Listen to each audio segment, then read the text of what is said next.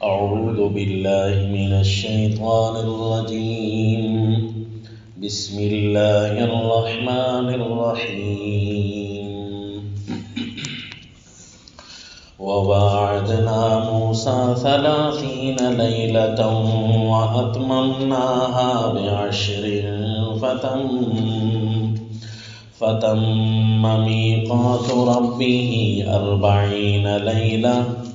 وقال موسى لأخيه هارون اخلفني في قومي وأصلح ولا تتبع سبيل المفسدين.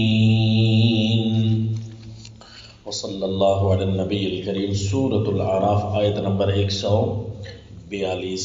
وواعدنا، سیدنا موسیٰ علیہ السلام کے واقعات میں جو حصص چل رہے ہیں، یہ کون سا حصہ ہے جی؟ 9واں حصہ ہے. اچھا جی، یہ آپ کو نشانی بھی بتا دوں کہ یہ حصہ ہمیں کیسے پتہ چلے کہ یہاں سے نیا حصہ شروع ہو رہا ہے. یہ تقریباً واو وصل سے یا واو فصل کے لیے بھی آتی ہے. جس نے فصل اور وصل کی بات پڑھی ہے نا، واو کیوں آئی ہے کہ ہے جو وصل، تو اسی طرح ہم کہتے ہیں واو کیوں آئی ہے کیونکہ ہے جو فصل. تو دونوں کام انقطاع تام بھی ہوتا ہے اور اتصال تام بھی ہوتا ہے. جنہوں نے وہ سبق پڑھا ہونا ہے فصل وصل کا. تو دیکھیں جی، وَإِذْ أَنْجَيْنَاكُمْ، حالانکہ پیچھے بھی واو تھی تو اس کی نشانی یہ ہوگی واو وصل کی ہے. وہ کیوں جی؟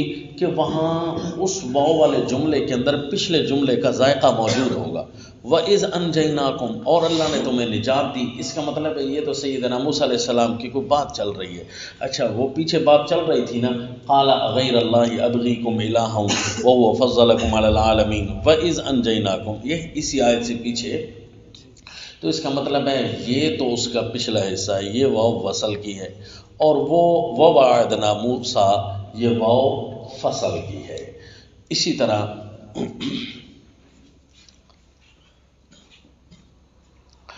وجاوزنا ببنی اسرائیل، بات یہ چونکہ الگ تھی تو اس لیے باجتناب عن الباطل لکھ لیں. اس کا نام نہیں لکھوایا تھا نا، باجتناب یعنی تذکیر بقصص موسویہ باجتناب عن الباطل، یعنی تذکیر کی جا رہی ہے سیدنا موسیٰ علیہ السلام کے واقعات میں سے. تو اس کا یہ 8واں حصہ تھا. تو یہ 8واں حصہ کس چیز کے لیے واقعہ سنا کر ہمیں تذکیر کی جا رہی ہے کہ کس چیز سے بچو؟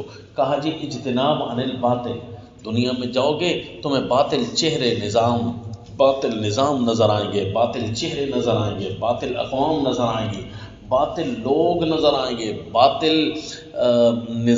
مزاج اور کلچر نظر آئیں گے. تو ان ساروں میں آپ اگر اٹک گئے تو پھر آپ جس دین کے لیے آئے ہیں یا آپ جس اللہ کے بھیجے ہوئے ہیں وہ تو رہا نہیں. پھر آپ بھی ان کی طرح ہو گئے، بلکہ ان کو دیکھ کر ان کے ڈیزائن نہ اپناؤ بلکہ ان سے جان چھڑاؤ. تو یہ اب آ گیا جی وواعدنا موسیٰ 30 لیلہ باجتناب عن سبیل المفسدین. کچھ ایسے ہوں گے کہ جو باطل سے تعلق نہیں رکھتے ہوں گے اہل حق آپ کے اندر موجود ہوں گے، لیکن ان کو کبھی کبھی فساد چڑھ جائے گا، ان کو کبھی کبھی فساد کا ذائقہ چڑھ جائے گا. پھر ایسا نہ ہو کہ ان کے ساتھ بیٹھے بیٹھے کہ یہ ہمارے اپنے ہیں، پھر ان کے پیچھے نہ چلنے لگ جانا، کیونکہ ان سے بچ کر کبھی تمہاری اپنی جماعت میں جماعت نکل آئے گی. کیا خیال ہے؟ پھر ان کے ساتھ چلنا ہے نہ جی، ان کے ساتھ نہ چلیں، کیونکہ جیسے ہی فساد شروع ہونے لگے نا فوراً کنارہ کشی، اپنوں کی بات ہو رہی ہے. اور پچھلے سبق میں پچھلے حصے میں باطل کی بات ہو رہی تھی، لہذا یہ الگ ہو گیا. وَوَعَدْنَا مُوسَىٰ 30 لَيْلَةً وَأَتْمَمْنَاهَا ب10 فَتَمَّ مِيقَاتُ رَبِّهِ 40 لَيْلَةً. وَقَالَ مُوسَىٰ لِأَخِيهِ هَارُونَ اخْلُفْنِي فِي قَوْمِي وَلَا تَتَّبِعْ سَبِيلَ الْمُفْسِدِينَ۔ دیکھا واقعے سے ہی نظر آ گیا، ہم نے وعدہ لیا موسیٰ علیہ السلام سے 30 راتوں کا، وَأَتْمَمْنَاهَا بِعَشْرٍ، اور پورا کیا ہم نے اس کو 10 راتیں۔ کیا مطلب ہے جی، کیوں کیا؟ روایات میں تو جو نظر آتا ہے وہ تو ٹھیک ہے، شان نزول کے بعد بیان کرنے کے بعد آیت سمجھ آئے گی، لیکن ہم کہتے ہیں کہ جب آیت شان نزول کے تابع نہیں ہے، مفسرین کرام یہی فرماتے ہیں، امت کے جمہور اسی کا قائل ہے، تو پہلے آیت کو حل کرو پھر شان نزول کی طرف بھی اس سے بھی فائدہ لے لو۔ اب یہاں پر نہیں لکھا ہوا کہ اللہ نے 30 اور 40 کا کیا مسئلہ رکھا، یہاں ہے کہ ہم نے وعدہ تو 30 کا کیا، یہ بات تو ہمیں سمجھ آ گئی، ہم نے پھر 10 کے ساتھ اس کو پورا کیا۔ کیا مطلب؟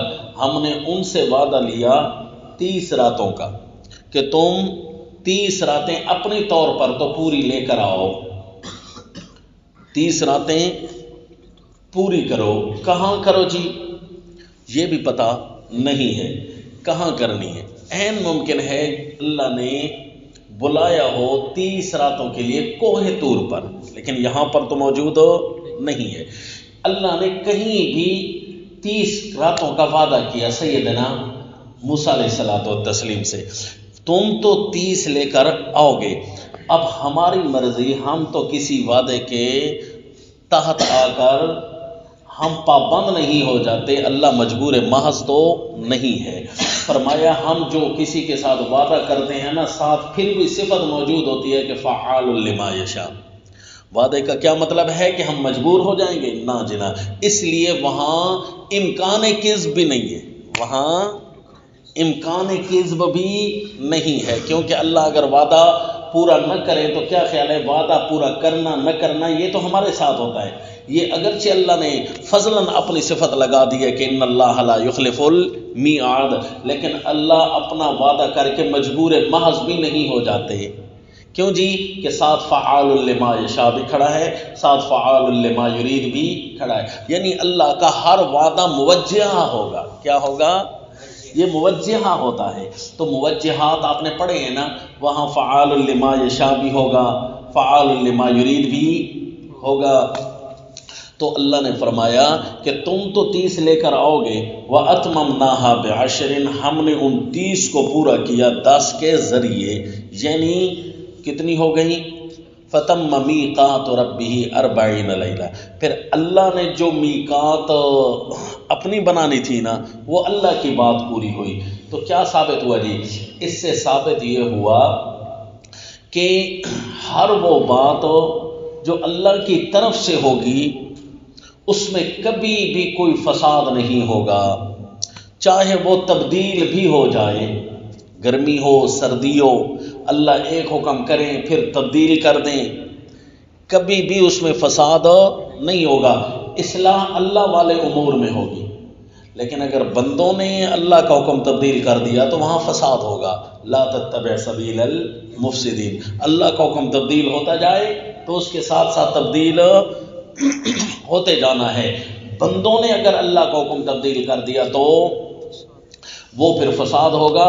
کیوں جی؟ اللہ کبھی حکم کر کے ایک کو منسوخ کر دیں دوسرا لے آئیں، ایک کو تبدیل کر دیں دوسرا لے آئیں، تو اس کا کیا مطلب ہے؟ اللہ نعوذ باللہ پہلے بھول گئے تھے؟ فرمایا نہیں، ہم نے 30 کا وعدہ لیا، پھر اللہ نے اگر 10 کا اور لے لیا تو یہ اللہ نے اپنا حکم تبدیل کر دیا۔ تو اس وقت یہی تھا، اس وقت یہی مفید ہوگا۔ لہذا ناسخ منسوخ کا یہ مطلب نہیں ہوتا کہ اللہ پہلے حکم تبدیل کر دیتا ہے۔ اس کی ظاہری مثال ڈاکٹر کے نسخہ چینج کرنے کی ہے، 15 دن بعد دوائی تبدیل کر دیتا ہے، تو کیا مطلب ہے جی؟ پہلے والی دوائی خراب تھی، پہلے والا نسخہ خراب تھا؟ نہیں جی، اس وقت اسی کی ضرورت تھی، اب نسخہ تبدیل کر دیا تو اب اس کی ضرورت ہے۔ وَوَعَدْنَا مُوسَىٰ 30 لَيْلَةً، اللہ نے 30 راتوں کا وعدہ کیوں کیا یہ اللہ کو ہی بہتر پتا ہے۔ جیسے ہی 30 پوری ہوئی تو فرمایا اب فَتَمَّ مِيقَاتُ رَبِّهِ 40 لَيْلَةً، اللہ نے 10 اور بڑھا دی۔ کیوں جی؟ تمہارا وعدہ تو پورا ہو گیا نا، اب میرے حکم باقی ہیں، تمہارا وعدہ تو پورا ہو گیا، اب میرے حکم باقی ہیں۔ پہلے اللہ نے فرمایا اپنے بیٹے کو قربانی کے لیے پیش کرنا ہے تم نے، تو جیسے ہی پیش کیا کہا تمہارا کام پورا ہو گیا، اب میرا کام ہے کہ میں اس کو نہیں لیتا بلکہ اس کے عوض میں چیز لوں گا۔ وَفَدَيْنَاهُ بِذِبْحٍ عَظِيمٍ، تو اللہ تعالیٰ کا حکم یہ تھا، لہذا بات بھی پوری ہو گئی اور معنی بھی سمجھ آ گیا کہ یہ پریکٹس اور یہ تربیت کیوں کروائی اللہ نے سیدنا موسیٰ علیہ الصلوۃ والتسلیم سے، یہ اس لیے فرمائی کہ اب ہمیں سمجھ آیا یہاں آ کر کہ جب اگلے جملے کو اللہ نے مرتب کیا نا کہ قال موسیٰ لأخیہ ہارون اخلفنی فی قومی واصلح ولا تتبع سبیل المفسدین، گویا اللہ کریم یہ فرمانا چاہتے ہیں میرا جو بھی حکم ہو، چاہے ایک ہو چاہے تبدیل ہو، اس کے اندر کسی قسم کا کوئی فساد نہیں ہوگا، اس وقت خیر وہی ہوگا، اور جو باطل حکم اپنے مشوروں سے تبدیل کرے، اللہ کے حلال کو حرام کرے یا اللہ کے حرام کو حلال کرے یا اللہ کے حکم میں پس و پیش سے کام لے، تو وہ فساد ہوگا۔ لہذا کسی کی چون چنا اگر مگر اس کے پیچھے نہ چلنا بلکہ اللہ کے حکم کے پیچھے چلنا۔ اب یہ آیت حل ہو گئی، اس مقام پر آ کر یہ آیت کیوں آئی؟ سورہ الاعراف کے اس مقام پر ہی یہ آیت کیوں آئی؟ اب انشاءاللہ اشکال ختم ہوا، چونکہ اسی واقعے میں پیش آیا تھا کہ قال موسیٰ لأخیہ ہارون اخلفنی فی قومی، فرمایا حضرت موسیٰ علیہ السلام نے، تو اللہ نے یہ واقعہ بھی سمجھا دیا اور وہ اصلی نکتہ بھی بتا دیا، اور ہر جگہ یہ ہے کہ ہم نے ان کو بلایا، سیدنا موسیٰ علیہ السلام کو بلایا، وہاں پہنچے تو دوسری آیات سے پتہ چلا اچھا وہ کوہ طور تھا، کیونکہ آگے لفظ ہے قال موسیٰ لأخیہ، دوسری آیات سے پتہ چلا کہ وہ سیدنا موسیٰ علیہ السلام کو کتاب لینے کے لیے بھیجا جی، اور ان آیات سے پتہ چلا کہ اسی موقع پر اللہ کریم نے فرمایا تھا کہ آپ کی قوم پیچھے فساد میں پڑ گئی ہے، تو چونکہ دوسری آیات سے پتہ چلا تو اب ہم دوسری آیات کو بھی یہاں پر لے آئیں گے کہ ٹھیک ہے اگلا جو واقعہ چل رہا ہے وہ اسی کا تسلسل بھی ہے، لیکن اللہ الگ الگ حصص کر کے ہمیں کچھ سمجھانا بھی چاہتے ہیں۔ تو جی اللہ نے یہاں سمجھا دیا، قال موسیٰ لأخیہ ہارون اخلفنی فی قومی، سیدنا موسیٰ علیہ السلام نے اپنے بھائی ہارون سے فرمایا میرا خلیفہ بن فی قومی واصلح ولا تتبع سبیل المفسدین، اور اصلاح کرتے رہنا، دھیان کرنا، ہر وہ کام کرنا جس میں کوئی کام بنانے کی ترکیب ہو، وہ کام نہ کرنا جہاں پر کوئی کام ٹوٹنے لگے، کیونکہ جب ٹوٹنے لگے گا نا تو پھر میں کوئی دوسرا طریقہ بھی اختیار کروں گا یا میں آپ خود آ کر ان کو سزا دوں گا۔ آپ نے صرف یہ کرتے رہنا ہے کہ کام بنانے کی فکر کرنی ہے۔ تو سیدنا موسیٰ علیہ الصلوۃ والتسلیم نے ان کو پیچھے لگا کر خود اپنے اللہ کے میقات پر چلے گئے، اور وہاں پر اللہ کریم نے پوچھا ما اعجلک عن قومک یا موسیٰ، تو وہاں جواب دیا ہم اولائی علی اثری، اللہ وہ میرے نقش قدم پر ہیں، یعنی میرے دین پر چل رہی ہیں، کیونکہ میں نے اپنے بھائی کو ڈیوٹی پر لگا دیا ہے، وہ ان کی باقاعدہ اصلاح کی کوشاں میں ہیں۔ لہذا نئی قوم میں اگرچہ غلام قوم تھی، پچھلے واقعے سے آپ دیکھ چکے ہیں کہ اجتناب عن الباطل سے انہوں نے نہیں کیا نا اور باطل کے پیچھے چلنے لگ گئے، تو سیدنا موسیٰ علیہ السلام کا وہاں موجود رہنا تو بڑا ضروری تھا۔ آپ کیوں آ گئے؟ تو فرمایا میں اپنے بھائی کو پیچھے پہنچا آیا ہوں، رکھ آیا ہوں، تو ہم اولائی علی اثری وعجلت الیک رب لترضی، تو یہ الگ بات ہے۔ اللہ نے یہاں پر سبق یہ دینا چاہا کہ سیدنا موسیٰ علیہ الصلوۃ والتسلیم سمجھاتے ہیں کہ مفسدین کا بڑا خیال کرنا، اس کا مطلب ہے چاہے آپ کے ہاں مفسد ہوں یا نہ ہوں، خبردار تو رہنا ہے نا، کبھی بھی کوئی بگڑ سکتا ہے، کبھی بھی کوئی کہہ سکتا ہے ہم چمہ دیگر نیس، لہذا میری اتباع کی جائے، اس کی اتباع نہ کرنا، نہ اس کو رب کا درجہ دینا، نہ اس کو رسول کا درجہ دینا، بلکہ اللہ اور اس کے رسول کے پیچھے پیچھے اسے چلائے رکھنا۔ لا طاعت لمخلوق فی معصیت الخالق، اپنوں کے اندر تو یہ اجتناب بھی بن گیا، تذکیر بھی بن گئی، قصص موسویہ سے بات بھی نظر آ گئی۔ وَلَمَّا جَاءَ مُوسَىٰ لِمِيقَاتِنَا، اچھا جی یہاں پر ایک چھوٹا سا آپ کو حاشیہ بھی سناتا جاؤں، کوئی کہہ رہا تھا کہ دیکھا نا حضرت موسیٰ علیہ الصلوۃ والتسلیم نے اپنے بھائی کو خلیفہ بنایا، یا ہارون اخلفنی فی قومی. تو دیکھا جی جو خلیفہ ہوتا ہے وہ اپنوں میں سے ہوتا ہے. اور ویسے سیدنا موسیٰ علیہ السلام کو اللہ نے ہمارے نبی کے ساتھ تشبیہ دی ہے، اور ہمارے نبی کو سیدنا موسیٰ علیہ السلام کے ساتھ تشبیہ دی ہے. انا ارسلنا الیکم رسولا شاہدا علیکم کما ارسلنا الی فرعون رسولا. جی تو ہماری طرف جو رسول آیا اسی طرح جس طرح حضرت موسیٰ علیہ السلام تشریف لائے تھے، تو ہمارا نبی اور سیدنا موسیٰ علیہ السلام برابر ہیں. تو ہمارے نبی نے کس کو خلیفہ بنایا؟ موسیٰ علیہ السلام نے کس کو خلیفہ بنایا؟ ہمارے نبی حضرت موسیٰ علیہ السلام نے اپنے بھائی کو خلیفہ بنایا، اور آپ صلی اللہ علیہ وسلم نے حضرت علی کو وصی بنایا تھا نا. من کنت مولاہ فہذا علی مولاہ. لہذا خلیفہ بلا فصل قرآن کی روح سے کون بننا چاہیے جی؟ حضرت علی رضی اللہ تعالیٰ عنہ. لہذا تمہارے جو خلیفہ بلا فصل ہے نا، ہم کہتے ہیں جی یہ جو بھی ماڈل آپ نے بنانے کی کوشش کی ہے دلیل، چنانچہ جواب ساتھ ہی موجود ہوگا. جواب کیا ہے؟ ساتھ ہی موجود ہے. ہم کہتے ہیں سیدنا ہارون علیہ السلام کی اصل حیثیت وزیر کی تھی. کیوں جی؟ کیا فرمایا تھا سیدنا موسیٰ علیہ السلام نے؟ وَاجْعَلْ لِي وَزِيرًا مِّنْ أَهْلِي. اہل سے وزیر ہوتا ہے، اپنوں سے وزیر کو بنایا جاتا ہے. اور وزیر خلیفہ کو نہیں کہتے بلکہ ساتھ چلنے والے کو کہتے ہیں جو بوجھ اٹھائے.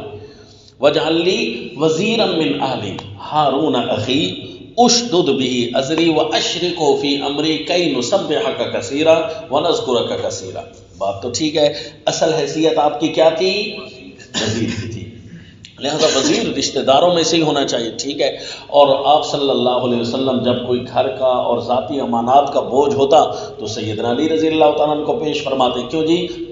رشتہ دار جو ہیں اور داماد بھی ہیں، بیٹوں جیسے بھی بن گئے، بھائی بھی ہیں، کہ وہ جو رشتہ دار ہیں، کزن ہیں آپ صلی اللہ علیہ وسلم کے.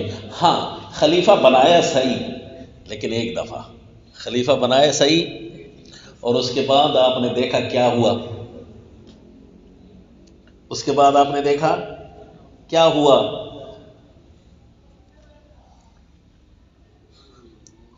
قال یا ابن ام لا تأخذ بلحیتی ولا برأسی انی خشیت ان تقول فرقت بین بنی اسرائیل ولم ترقب قولی. اس کے بعد آپ نے دیکھا یہ دلیل آپ کو الزامی جواب کے طور پر دی جا رہی ہے. ٹھیک ہے جی، تحقیق کی جو کیونکہ دلیل آپ نے بنائی، ہم نے کہا اگر آپ بنائیں گے تو پھر اس کا سیٹ اپ یہاں تک آ جائے گا، اور اگر خلیفہ کسی اور کو بنا جاتے تو شاید اس کو یوں نہ مارتے. کیوں جی؟ اللہ کے پیغمبر ہیں جی، کسی پر یوں ہاتھ نہیں اٹھاتے. بھائی کا ذرا پیار ہی اور ہوتا ہے، تو اس لیے ان کے اوپر غصہ کرنا آسان لگا، کیونکہ بھائی ہوتے ہیں اور وہ اس مار کو بھی پیار سمجھیں گے. سمجھا جی؟ تو لیکن یہ سیٹ اپ آپ کے پیدا کرنے کی وجہ سے ہوا. ایک دن کی بات کو آپ نے پوری زندگی پر حمل کیا، غلط استدلال بنایا تو جواب قرآن نہیں دیا، ورنہ اصل استدلال کیا تھا؟ وہ وزیر تھے. وہ کیا تھے؟ ہاں جی. وقال موسیٰ لأخیہ ہارون اخلفنی فی قومی واصلح ولا تتبع سبیل المفسدین. ولما جاء موسیٰ لمیقاتنا وکلمہ ربہ قال رب ارنی انظر الیک. یوں بد کرداروں کو جب کوئی بھی دلیل ایسی ہاتھ لگ جائے نا جس کے اندر وہ توڑ موڑ کر پیدا کر رہے ہیں اور ان کو جواب نہ ملے، تو پھر یہ پورا ملک سر پر اٹھا لیتے ہیں کہ او جی ہمیں تو پتہ نہیں تھا، ہمارے پاس تو ایک دلیل بھی تھی جی. تو جیسے الحمدللہ یہ جواب گیا تھا نا، یہ آج سے چند سال پہلے کی بات ہے، جیسے یہ جواب گیا نا اس کے بعد ابھی تک تو سننے میں نہیں آیا کہ انہوں نے کوئی بات بتائی ہو. تو جی سیدنا موسیٰ علیہ الصلوۃ والتسلیم جب ہماری میقات پر آئے، یہ ایک الگ سبق ہوگا کیا جی؟ اب یہ سیدنا موسیٰ علیہ الصلوۃ والتسلیم کے بارے میں ہی ساری گفتگو ہے. یہاں پر تذکیر بقصص موسویہ کیا نظر آ رہی ہے ذرا دیکھ لیے جی. وَلَمَّا جَاءَ مُوسَىٰ لِمِيقَاتِنَا، اور جب پہنچے سیدنا موسیٰ علیہ السلام ہماری میقات کو، وَكَلَّمَهُ رَبُّهُ، اور ان کے ساتھ ان کے رب نے کلام کی. قال رب ارنی انظر الیک، تو دعا کی سیدنا موسیٰ علیہ السلام نے. کلام کی محبت اتنی غالب ہوئی کہ آپ کو اس کی کوئی انتہا نہ ملی، حتیٰ کہ جب انتہا نہ ملے نا، جب محب اپنے محبوب سے کلام کر رہا ہو تو جب تک اس کو آنکھوں سے دیکھے نہیں کنارہ ہی نہیں ملتا، انتہا ہی نہیں ہوتی. لہذا سیدنا موسیٰ علیہ الصلوۃ والتسلیم نے کلام کی چاشنی، کلام کی لذت، ملأ اعلیٰ سے گفتگو ہو رہی ہے، اور اس کا جو مٹھاس، جو انداز، اور جو رحمت اور شفقت، وہ کیا کیا بات ہے جی. ایک قرآن پڑھنے سے بندے کو کمال نصیب ہو جاتے ہیں. جب بندہ مقبول طریقے سے قرآن پڑھ رہا ہو تو جب براہ راست کلام کی جو لذت آ رہی ہوگی تو اس کے تو کہنے ہی کیا. تو پھر بنتا تو ہے نا، کیونکہ جب بندوں نے صرف قرآن پڑھا تو برداشت نہ کر سکے اور کہنے لگے وَإِذَا سَأَلَكَ عِبَادِي عَنِّي فَإِنِّي قَرِيبٌ، کیونکہ بندوں سے برداشت ہو، محبت ہو، وہ کہنے لگے ہمیں محبت کے کنارے چاہیے، ہمارا رب کہاں ہے؟ کیونکہ ہم نے تو صرف قرآن پڑھا تھا اور اپنے رب کی ملاقات کا شوق پیدا ہو گیا. تو فرمایا وَإِذَا سَأَلَكَ عِبَادِي عَنِّي فَإِنِّي قَرِيبٌ أُجِيبُ دَعْوَةَ الدَّاعِ إِذَا دَعَانِ. جی لیکن جو سیدنا موسیٰ علیہ السلام ہوں، جن کی معرفت کے دریا ہم سے کروڑاں گنا زیادہ ہیں، تو جی وہ کیسے یہ شوق نہ رکھیں؟ ہم کمزور یہ شوق رکھیں اور وہ بنتا ہے جی، کہنا بنتا ہے. تو لہذا انہوں نے دعا کی رب ارنی انظر الیک، اور پیغمبر کا جو منصب ہوتا ہے اور جو ظرف ہوتا ہے، اللہ اس ظرف کے مطابق اس کو وہ مقام عطا کرتے ہیں. اللہ یعلم حیث یجعل رسالتہ، اس کا مطلب ہے سیدنا موسیٰ علیہ السلام کو ایسی نعوذ باللہ گفتگو نہیں کرنے والے کہ جو حقیقت کے خلاف ہو، زائد گفتگو ہو، ضرورت کے علاوہ ہو، ایسی گفتگو تو نہیں نہ کریں گے، کیونکہ اللہ نے ان کو ظرف ہی نبوت والا اور رسالت والا بنایا ہے. تو لہذا جب انہوں نے دعا کی نا رب ارنی انظر الیک، اے میرے رب مجھے دکھا، مجھے بتا کہ میں تیری طرف دیکھ سکوں، مجھے وہ طریقے بتا، کیونکہ دیکھنا محال تو نہیں ہے نا. الی ربہا ناظرہ، محال چیز کا سوال تو نہیں کیا. قال لن ترانی، فرمایا ہرگز نہیں دیکھ سکتا تو مجھے میرے پیغمبر، یعنی ان نگاہوں سے، اس مقام پر، اس جگہ پر ان نگاہوں سے نہیں. وہ جو دیکھیں گے نا تو وہ اللہ کریم کوئی اس کے اندر طاقت اور اللہ اپنی قدرت کا کوئی کرشمہ دکھائیں گے، تو اس لیے وہ اللہ کو دیکھیں گے. کیونکہ یہاں پر تو ہمیں محدود چیزیں ہی نظر آتی ہیں جو کسی حد میں ہوں. ان آنکھوں نے تو یہی قانون سمجھا ہوا ہے. اب دن قیامت شاید اللہ ان آنکھوں کے اندر ایسی بھی کوئی چیز ڈالیں جو غیر حد والی جگہ، غیر مکان والی جگہ کو بھی دیکھ سکیں، وہ چیز کو بھی دیکھ سکیں جو جگہ نہ لے سکے. تو این ممکن ہے جی، اللہ قادر ہے، اللہ قادر ہے.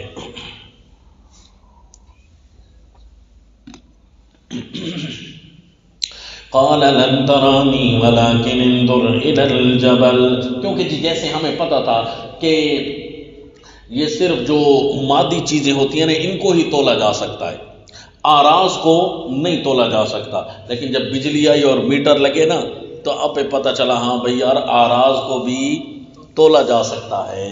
وہ بھی کوئی چیزیں ہوتی ہیں، چونکہ ہم محدود ذہن کے لوگ ہیں، ہمارے ذہن کے اندر وہ سارے فیچر نہیں انسٹال کیے گئے جو کائنات اور ملکوت میں چیزیں موجود ہیں، وہ ہم سے بہت زیادہ ہیں. ہمیں تو صرف 7 آسمان ہی بتائے گئے، حالانکہ بہت ہیں.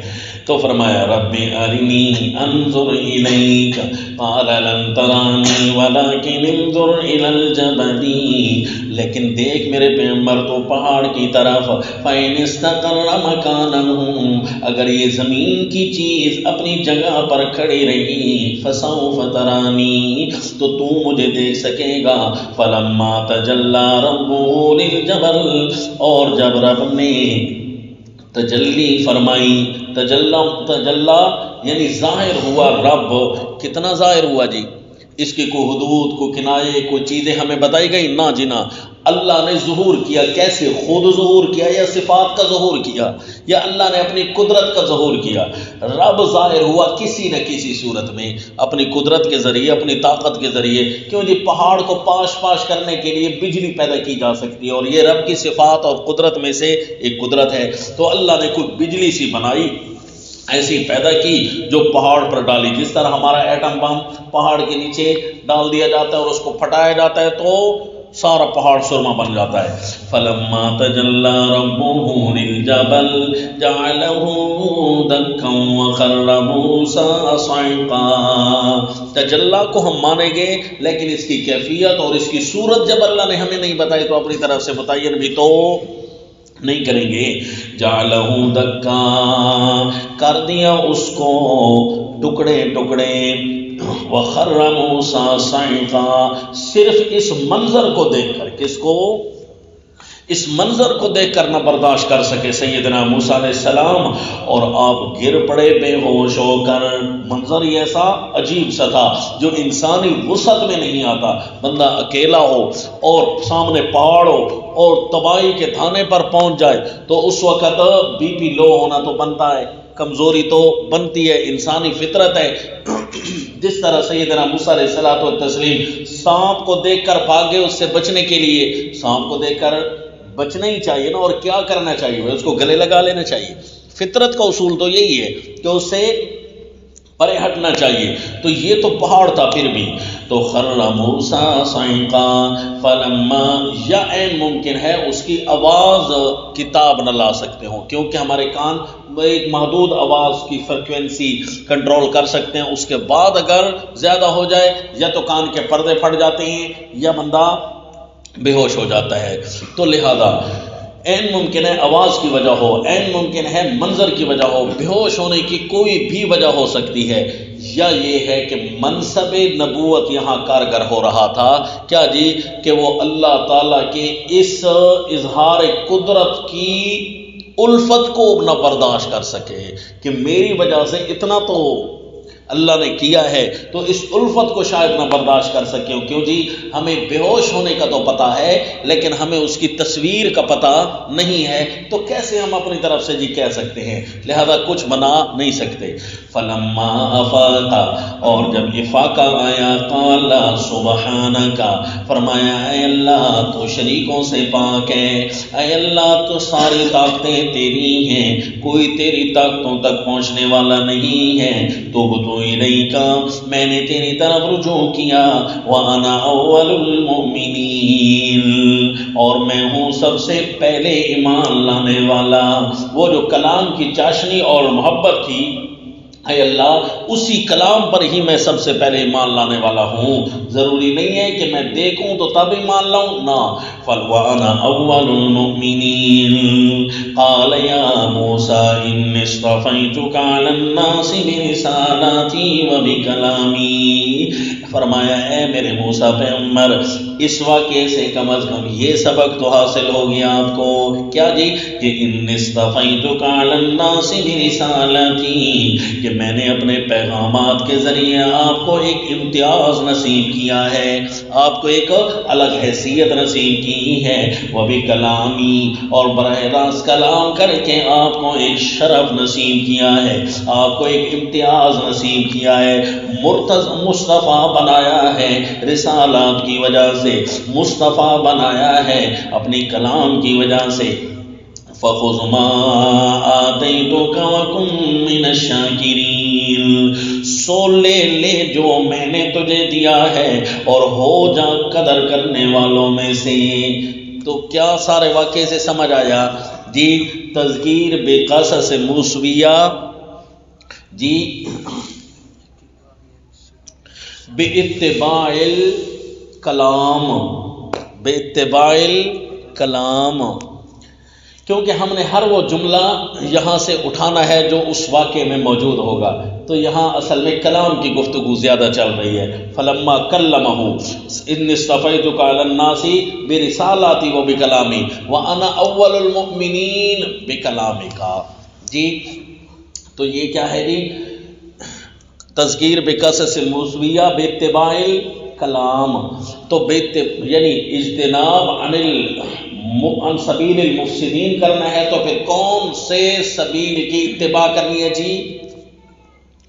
کلام اللہ کی اتباع کر کے ہی سارا کام کرنا ہے، حتیٰ کہ کچھ مباحات بھی ہمارے پاس موجود ہوتے ہیں، کچھ زوائد بھی اس کے لیے بھی بڑا دل کرے گا، کچھ مباحات بھی موجود ہوں گے، کچھ زوائد بھی، کوشش تو یہی کرنی ہے کہ ان کے پاس بھی نہیں جانا، کوشش یعنی ان مباحات میں رہیں گے تو یہ دارالامتحان ہے، خام خواہ مباحات میں رہتے ہوئے اپنا وقت تو ضائع نہ ہونا۔ تو قربان جاؤں اللہ تعالیٰ کے سمجھانے پر کہ سیدنا موسیٰ علیہ السلام کو ایک مباح چیز کے استعمال کی اجازت دی گئی، اور وہ مباح بھی فضول نہیں تھا، انہوں نے اس مباح کا استعمال کیا۔ ہمارے مباحات تو زوائد سے ہوتے ہیں، فضولیات میں ہوتے ہیں جی، لیکن یعنی ان کے کرنے نہ کرنے میں اتنا کوئی مسئلہ نہیں بنتا، لیکن انبیاء کی جو مباحات ہیں ان کے اندر بھی شان رفعت ہے۔ رب ارنی انظر الیک، یہ کیا تھا؟ مباحات کا استعمال تھا۔ تو اشارہ کر دیا باتباع الکلام، یعنی تم نے ہر لمحہ ہر آن یہ سوچنا ہے کہ میں یہ کہہ رہا ہوں، یہ بول رہا ہوں، یا بیٹھ رہا ہوں، یا سو رہا ہوں، یہ اتباع الکلام ہے کہ نہیں؟ یہ تذکیر بقصص موسویہ۔ تو وہ دعوی سورت سمجھ آ گیا کیا جی؟ اتبعوا ما انزل الیکم من ربکم ولا تتبعوا من دونه اولیاء قال یا موسیٰ انی اصطفیتک علی الناس برسالاتی وبکلامی فخذ ما آتیتک وکن من الشاکرین۔ یہ ہے جی اصل جو آپ نے فٹ کرنا ہے۔ اگر یہ آپ کو سمجھ آ رہی ہے تو پھر آپ کا یہاں بیٹھنا بنتا ہے، ورنہ نہیں بنتا۔ وَكَتَبْنَا لَهُ فِي الْأَلْوَاحِ مِنْ كُلِّ شَيْءٍ، یہ پھر آ گئے جی، یہ ایک الگ واقعہ۔ دیکھتے ہیں یہاں پر کیا ہے۔ وَكَتَبْنَا لَهُ فِي الْأَلْوَاحِ مِنْ كُلِّ شَيْءٍ مَوْعِظَةً وَتَفْصِيلًا لِكُلِّ شَيْءٍ، القصہ کہ ہم نے ان کو اس مقام پر تورات دی، الواح دی، کچھ احکام مکتوبہ دیے۔ حالانکہ جی اس سے پہلے بھی تو وحیاں تو ہوتی رہی، اس سے پہلے وحی تو وہ کون سی کتاب میں جائے گی؟ اگر یہ الواح کتاب تورات تھی تو وہ کون سی کتاب میں جائے گی؟ جو ابھی تک کتاب سے پہلے وحی ہوتی رہی، حالانکہ وہ بھی تو سیدنا موسیٰ علیہ السلام کی وحی تھی، تو وہ یہ زائدہ تورات تھی، کیا تھا؟ تو کہا جائے گا سیدنا موسیٰ علیہ السلام کو مختلف صحیفے ملے۔ صحف موسیٰ کا تذکرہ قرآن میں موجود ہے، صحف ابراہیم و موسیٰ، تو مختلف صحیفے، کچھ کلام ان کی زمانے فرعون کی تھی اللہ کے ساتھ، تو وہ بھی صحف کے اندر آ گئی۔ کچھ آپ کی گفتگو تھی جو آپ کی دریا کو عبور کرتے وقت چلی، وہ بھی صحف کے اندر آ گئی۔ کچھ گفتگو ایسی ہے جو تورات کے ملنے سے پہلے ہوگی، تو وہ بھی صحف بن گئے۔ ایک صحیفہ وہ، دوسرا وہ، تیسرا وہ۔ ہمارے ہاں کتنے صحیفے موجود ہیں جی؟ 8 صحیفے تو ہمارے قرآن میں موجود ہیں۔ تو سیدنا موسیٰ علیہ السلام کے بھی صحیفے تھے، تو ان سارے صحیفوں میں سے ایک صحیفہ یہ الواح والا بھی تھا، صحیفہ الواح والا۔ تو اب ان سارے صحیفوں کو ملا کر کیا بنتا ہے؟ تورات بنتی ہے۔ ثم آتینا موسیٰ الکتاب تماما، حالانکہ تورات صرف ان صحیفوں کا نام بھی نہیں تھا، اس سے پچھلے انبیاء کو جو کتاب ملی ان کا نام بھی تورات تھا، وہ بھی چند صحف پر مشتمل تھی۔ تو اس لیے تو فرمایا نا یحکم بها النبیون الذین اسلموا للذین ہادوا، تو یہود کو جو کتاب ملی تورات کی وہ بہت سارے انبیاء کے صحیفوں پر مشتمل ہے۔ البتہ سیدنا موسیٰ علیہ السلام کو جب آخری صحیفے ملے تو وہ آخری تھے، اس کے بعد کتاب تمام ہو گئی، اس کے بعد کتاب تمام ہو گئی۔ ثم آتینا موسیٰ الکتاب تماما، اس لیے منکرین حدیث کا جواب آپ کو بتا دیا تھا کہ وہ کہہ رہے ہیں کہ تورات جو حضرت موسیٰ علیہ السلام کے بارے میں مشہور ہے نا، یہ تو حدیث میں ہے، تو قرآن میں تو ہے نہیں، حدیث کو ہم مانتے نہیں، لہذا قرآن میں نہیں ہے، تو اس لیے وہ خلط مبحث کرتے ہیں کہ بہت ساری آیتوں کو ملا کر جو اللہ نے ہمیں عقیدہ سمجھایا وہ اصل میں وہاں وہ ہم سے اچکنا چاہتے ہیں۔ دیکھا جی اتباع الآیات کا کیا فائدہ ہوا؟ وَكَتَبْنَا لَهُ فِي الْأَلْوَاحِ، تو یہ الواح کیا تھی؟ تورات تھی یا تورات کا حصہ؟ تورات کا حصہ تھی۔ وَكَتَبْنَا لَهُ فِي الْأَلْوَاحِ مِن كُلِّ شَيْءٍ مَوْعِظَةً، البتہ اس صحیفے کا کیا نام تھا؟ صحیفۃ الموعظہ، صحیفۃ التفصیل، کیونکہ اللہ خود فرما رہے ہیں اس میں جو ہر چیز کی نصیحت تھی نا وہ ہم نے الواح میں لکھی جی، من کل شیء موعظۃ۔ اچھا جی، آپ حیران ہوں گے کہ الواح، موعظت والی الواح کا ذکر سورۃ الاعراف میں آیا اور کہیں نہیں آیا جی۔ اس کی وجہ کیا ہے کہ یہ تذکیرات چل رہی ہیں نا، الانذار والتذکیر بما انزل اللہ، تو اللہ نے جو ان تذکیر سیدنا موسیٰ علیہ السلام کو عطا کی تھی نا وہ بھی الواح کی شکل میں تھی، باقی احکامات تھے، اور یہ جو الواح ملی تھی نا اس کے اندر موعظت تھی، اس کے اندر کیا تھی؟ موعظت۔ وَكَتَبْنَا لَهُ فِي الْأَلْوَاحِ، اللہ خود فرماتے ہیں ہم نے کیا لکھا تھا اس کے اندر، کچھ تفصیلات تھیں، احکام پہلے آ گئے تھے، احکام کی تفصیلات یہاں تھیں، اور موعظت یہ تھی۔ وَكَتَبْنَا لَهُ فِي الْأَلْوَاحِ مِن كُلِّ شَيْءٍ مَوْعِظَةً وَتَفْصِيلًا لِكُلِّ شَيْءٍ فَخُذْهَا بِقُوَّةٍ، اے میرے پیغمبر اس کو مضبوطی سے تھام لے۔ اشارہ کر دیا کس چیز کا؟ یہ کتاب اللہ ہے، کوئی عام چیز نہیں ہے۔ مفسدین بھی آئیں گے، باطل بھی آئیں گے، کافر بھی آئیں گے، مشرک بھی آئیں گے، سارے کے سارے زور لگائیں گے، آپ سے کتاب چھیننے کی کوشش کریں گے، کبھی اپنوں کی شکل، کبھی غیروں کی شکل، کبھی پیسوں کی شکل میں، کبھی رشتوں کی شکل میں کتاب چھیننے کی کوشش کریں گے، کبھی 20 سال کی عمر میں، کبھی 30 سال کی عمر میں، کبھی 40 اور 50 سال کی عمر میں، زندگی کے ہر لمحے میں، ہر زمانے میں آپ سے کتاب چھیننے کی پوری کوشش کی جائے گی۔ فَخُذْهَا بِقُوَّةٍ، اس کو مضبوطی کے ساتھ تھامے رکھنا۔ تو مضبوطی کے ساتھ تھامنے کا کیا مطلب ہے؟ اتباع ما انزل اللہ کرتے رہو، یہی مضبوطی کے ساتھ تھامنا ہے جی۔ وَأْمُرْ قَوْمَكَ يَأْخُذُوا بِأَحْسَنِهَا، اور اپنی قوم کو بھی حکم کیجئے کہ اس کو پکڑے رکھیں، اس کی ساری بہتر باتیں، کیونکہ یہ ساری بہتر باتوں پر مشتمل ہے، تو اس کی ساری بہتر باتیں پکڑی رکھیں، کیونکہ کوئی بات اس کی کمزور نہیں ہے جو چھوڑنے کے قابل ہو، قابل ترک کوئی اس میں ہے جو نہیں، سارا جو احسن ہے۔ یأخذوا بأحسنها سأریکم دار الفاسقین، ان قریب تمہیں دکھاؤں گا گھر نافرمانوں کا، ان قریب تمہیں نظر آئے گا۔ تو وہ کون سا گھر ہو سکتا تھا نافرمانوں کا گھر جی؟ آپ دیکھ آئے ہیں سورۃ المائدہ کے اندر، وہ تھا میدان تی۔ کیا تھا جی؟ میدان تی۔ حالانکہ اللہ نے کتاب دے دی، اس کے باوجود بھی وہ نہ مانے، تو پھر اللہ نے 40 سال تک ان کو دار الفاسقین میں رکھا۔ کیا تھا دار الفاسقین؟ یتیہون فی الارض 40 سنۃ یتیہون فی الارض فلا تأس علی القوم الفاسقین۔ تو یہ تھا جی فساق۔ سأریکم دار الفاسقین سأصرف عن آیاتی الذین یتکبرون فی الارض بغیر الحق، میں ضرور پھیر دوں گا اپنی آیتوں سے ان کو جو تکبر کرتے ہیں زمین میں ناحق، زمین میں جو ناحق تکبر کرتے ہیں وہ ان آیتوں سے ہٹ کر رہیں گے۔ وَإِن يَرَوْا كُلَّ آیَةٍ لَا يُؤْمِنُوا بِهَا، اگر دیکھ لیں ساری نشانیاں، لا یؤمنوا بها، پھر بھی ایمان نہیں لائیں گے ان پر۔ وَإِن يَرَوْا سَبِيلَ الرُّشْدِ لَا يَتَّخِذُوهُ سَبِيلًا، اگر وہ دیکھیں رستہ ہدایت کا تو نہ ٹھہرائیں اس کو راستہ، یعنی جو راستہ دیکھیں وہ راستہ تو نہ مانیں۔ وَإِن يَرَوْا سَبِيلَ الْغَيِّ، اور جیسے ہی دیکھیں گمراہی کا راستہ تو اس کو بنا لیں گے اپنا راستہ۔ تو یہ متکبرین کیا کرتے ہیں جی؟ سبیل الرشد کو راستہ نہیں سمجھتے اور سبیل الغی کو راستہ بنائے بیٹھے ہوتے ہیں. ذالک بانہم، اس کی وجہ کیا ہے کہ ہر نکٹو چیز انہیں اچھی لگتی ہے. ذالک بانہم کذبوا بآیاتنا، اس وجہ سے کہ انہوں نے ہماری آیات کو جھٹلایا تھا. جو اس صورت کا دعویٰ کیا چل رہا ہے جی؟ الانذار والتذکیر بما انزل اللہ. ذالک بانہم کذبوا بآیاتنا وکانوا عنہا غافلین. تو جی یہ واقعہ بھی تمام ہوا.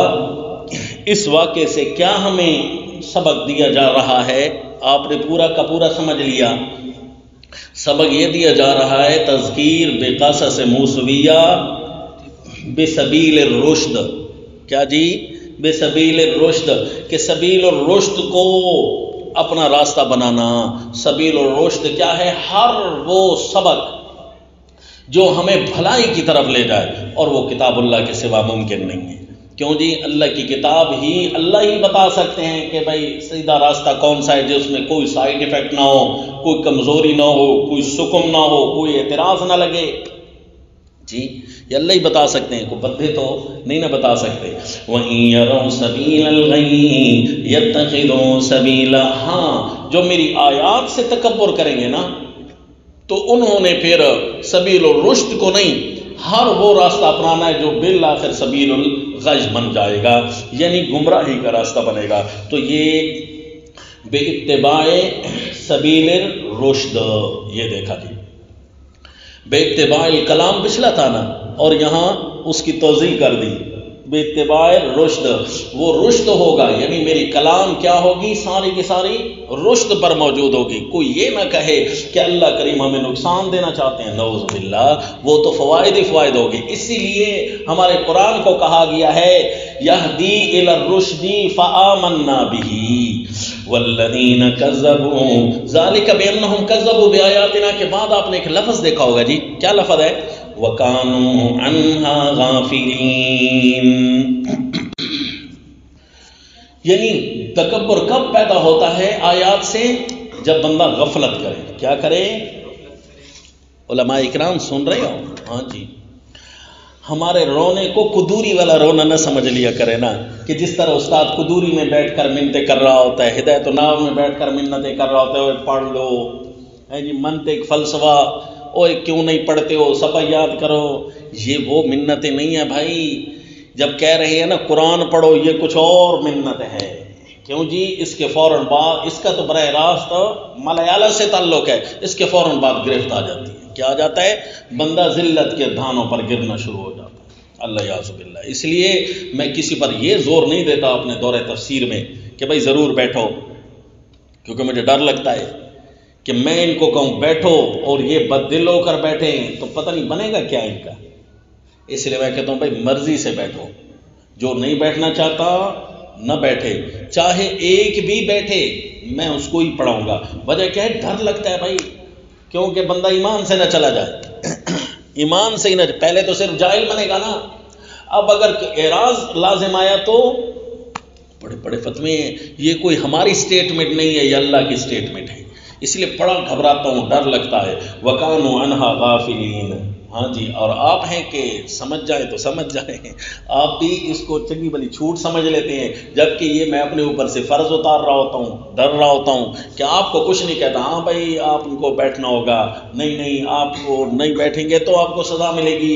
وہ آپ کو علوم القرآن پڑھاتے ہوئے کہہ سکتا ہوں ہے جی، آپ کو میں نکات القرآن پڑھاتے ہوئے کہہ سکتا ہوں، لیکن اب تو براہ راست قرآن چل رہا ہے.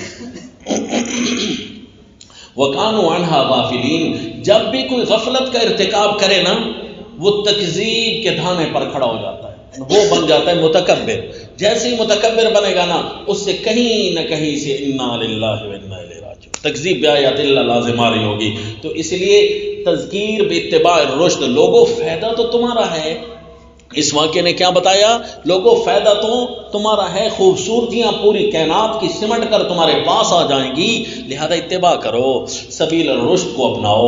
والذین کذبوا بآیاتنا ولقاء الآخرۃ حبطت اعمالهم هل یجزون الا ما كانوا یعملون. میں نے کہا نا اگرچہ وہ تو ہے لیکن پچھلے لفظ کا ذائقہ موجود ہے. ذالک بانہم کذبوا بآیاتنا اور والذین کذبوا بآیاتنا ہے جی دفع جرم یعنی جرم پر جو دفع لگے گا نا وہ کیا ہے وہ یہ ہے والذین کذبوا بآیاتنا. دن قیامت یہ اعلان لکھا ہوا ہوگا جس نے بھی ہماری آیتوں کو جھٹلایا ولقاء الآخرہ اور آخرت کی ملاقات کو جھٹلایا. تو آپ کو تو پتہ ہے کہ ہم اس آیت کا کیوں معنی یہ کر رہے ہوتے ہیں. کذبوا کا کیا مطلب ہے اعتقاداً یا عملاً. پچھلی ساری آیتوں کے حوالے آپ دیکھ رہے ہیں دونوں چیزیں موجود ہیں. تکذیب عملی بھی ثابت نہیں کرنی بھائی. تکذیب اعتقادی تو کرنی نہیں ہے نا.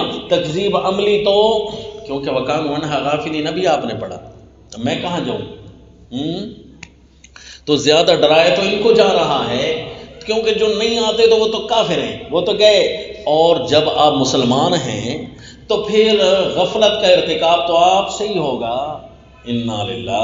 تو اس لیے بھائی ڈر جایا کریں کہیں یہ نہ کہنا دن قیامت. اللہ آپ نے تو صرف فرمایا تھا والذین کذبوا بلقاء الآخرۃ حبطت اعمالهم. آپ نے ہمارے بارے میں تو کچھ نہیں کہا تھا کیونکہ اللہ کی طرف سے یہ سوال آ سکتا ہے نا بھائی تکذیب کا تعلق فعل سے ہے یا اعتقاد سے ہے. فعل ہے کہ اعتقاد ہے. یہ تکذیب کذب یکذب اصل تو یہ مشر فعل سے ہے یہ مقولہ فعل کا ہے. تو لہذا تکذیب اور اعتقاد کو فعل لازم آ جاتا ہے بحیثیت افعال نفس کے افعال باطنہ کے اس کو بھی یہ مقولہ شامل ہو جائے گا. لہذا تکذیب فعلاً بھی ہے تکذیب اعتقاداً بھی ہے اور فعلاً اور عملاً ہونا زیادہ ظاہر ہے.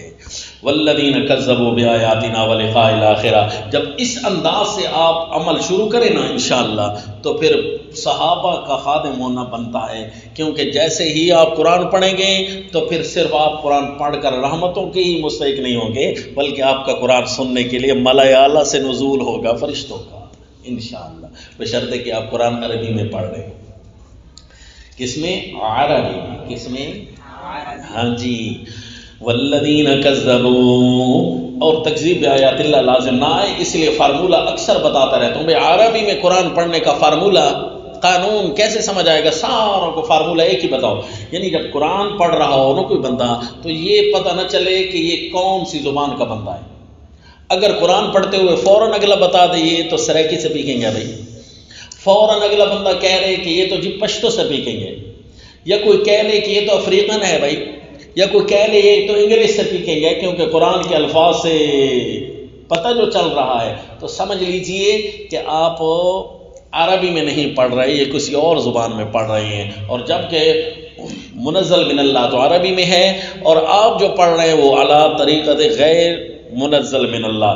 تو پھر مشرکین مکہ پر تو کیس نہ بنا کیوں انہیں مقابلہ نہ کر سکے. اور آپ والذین کذبوا بآیاتنا ولقاء الآخرۃ حبطت اعمالهم ان کے سارے اچھے اعمال برباد ہو جائیں گے.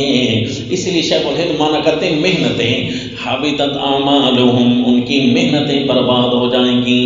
هل یجزون الا ما كانوا يعملون وہ وہی بدلہ پائیں گے جو کچھ عمل انہوں نے کیا.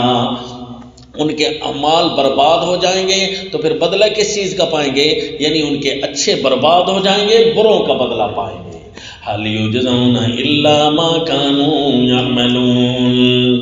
تو اس سے سبیل الرشد سمجھ آ گئی گی. واتخذ قوم موسى من بعده من حليهم عجلا جسدا له خوار الم يروا انه لا يكلمهم ولا يهديهم سبيلا. نمبر کون سا چل رہا ہے جی؟ قصص موسیٰ کا 12واں یہ 12واں. واتخذ قوم موسیٰ من بعده بنا لیا حضرت موسیٰ علیہ السلام کی قوم نے ان کے بعد من حلیہم اپنے زیور سے عجلن بچھڑا. قوم موسیٰ نے بنایا کہ سامری نے بنایا تھا؟ سامری نے بنایا تھا نا. حالانکہ ایک کے بنانے کے ساتھ ساروں نے اتفاق کر لیا تو پھر کیس تو ساروں پر بن گیا۔ وَاتَّخَذَ قَوْمُ مُوسَىٰ مِن بَعْدِهِ، دیکھ لیا سبیل المفسدین کے پیچھے چلنے کا کتنا نقصان ہے، اور سبیل الغی کو اپنانے کا کتنا نقصان ہے، اور باطل سے اجتناب نہ کرنے کا کتنا نقصان ہو رہا ہے کہ ساروں پر کیس بن گیا اللہ کی طرف سے۔ ایک بچھڑا بنا دیا، لہو خوار، اس کے لیے گئے جیسی آواز تھی۔ کیوں جی؟ کہ اس نے کوئی ایسی کوئی ڈیزائننگ کی نا کہ جب اس کے سوراخوں سے ہوا داخل ہوتی تو اس کے منہ کی طرف سے باہر نکلتی تو یوں آواز لگتی جس طرح بچھڑا بول رہا ہے، یوں آواز کی جس طرح کہ آپ نے کئی سیٹیاں، کئی پانپ دیکھی ہوں گی، چیزیں جن کے اوپر آواز نکل رہی ہوتی ہے اس قسم کی، تو وہ سارا انجینئرنگ کا کمال ہوتا ہے۔ آواز پتلی نکلے، موٹی نکلے، پھٹ کر نکلے، یہ سارا وہی آواز کا جو ماہر ہوتا ہے وہی چیزیں بنا رہا ہوتا ہے۔ چونکہ یہ باصلاحیت تو تھا نا، کہتا تو تھا نا اپنے آپ کو سامری بصرت بما لم یبصروا بھی، میں تو بڑا ماہر ہوں، میں صاحب بصیرت ہوں۔ تو لیکن یہ اپنی مہارتیں شیطنت پر استعمال کرنے لگی۔ مہارتیں تو ہوتی ہیں بندے میں، تو اہل حق کی مہارتیں حق والی چیز پر استعمال ہونی چاہیے۔ تو لہذا انہوں نے جی بچھڑا بنا لیا، اس کی کوئی آواز تھی، الم یروا انہ لا یکلمہم، یہ کیسے پتہ چلے گا کہ یہ آواز کوئی تاثیر کی آواز تھی یا انجینئرنگ کا ہاتھ کی صفائی تھی؟ تو یہ تھی ہاتھ کی صفائی۔ کیوں جی؟ کہ انہ لا یکلمہم، وہ ان کے ساتھ کلام ہو۔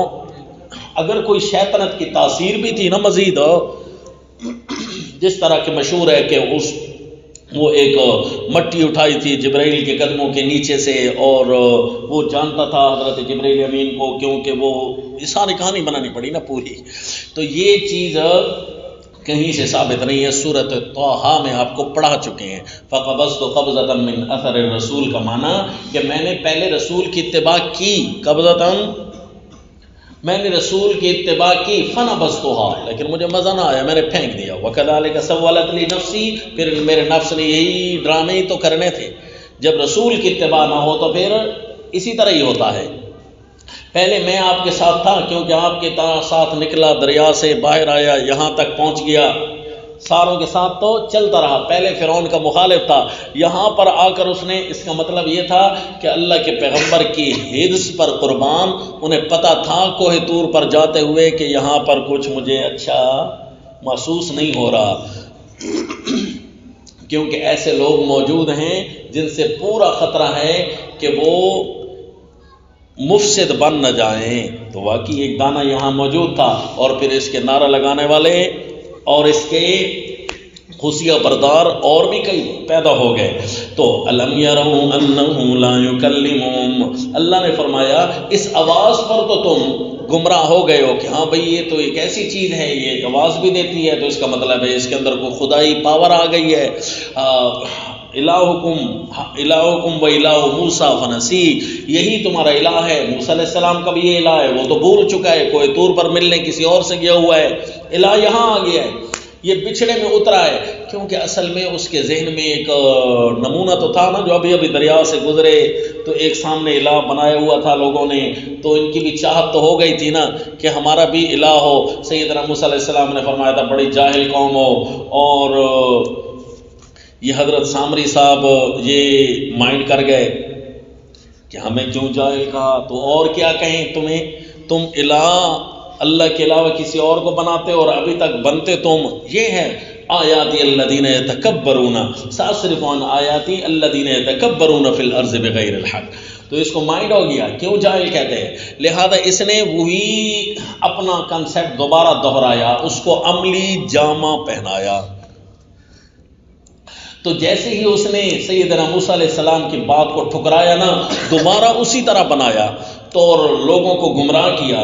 تو اللہ فرماتے ہیں کم از کم لوگوں تم اتنا نہیں دیکھ سکتے تھے کہ الہ تو وہ ہوتا ہے کہ بلانے پر فریاد رسی کرے، یہ کیسا الہ ہے جیسے مرضی آئے تو بھاں بھاں کرنے لگ جاتا ہے، یہ کوئی الہ ہوتا ہے؟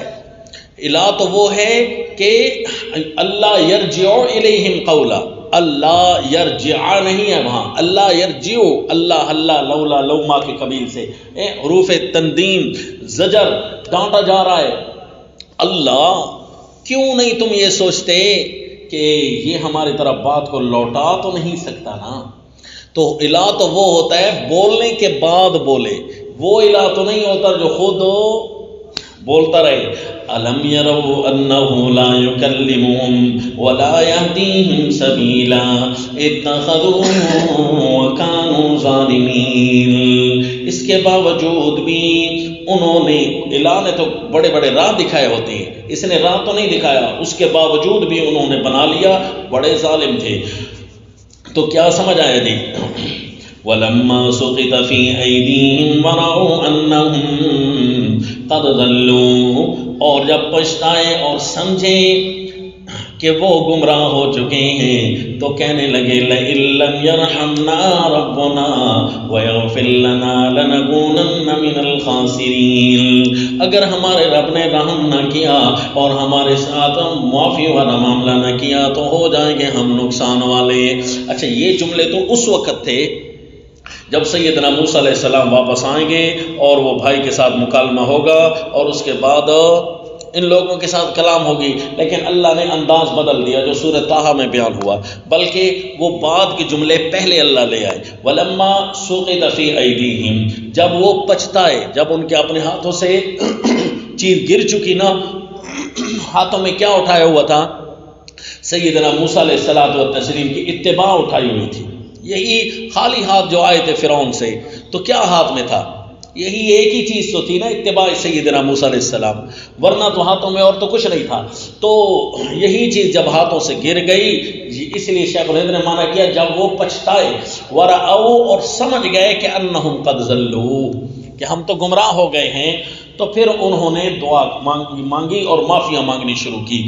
تو معافیوں کا دعا کا ذکر تو یہاں ہے، معافیوں کی قبولیت کا کیا طریقہ ہے وہ بعد میں آئے گا، لیکن یہاں پر اللہ نے واقعے کو ختم کر دیا، حالانکہ درمیان میں واقعہ باقی تھا، تو اس واقعے کو ایک الگ حیثیت دی گئی، اس کو الگ حیثیت دی گئی، واقعے کی ابتدا اور انتہا کو ملا کر الگ حیثیت دی گئی، اور یہاں سے ہمیں سبق سمجھایا گیا۔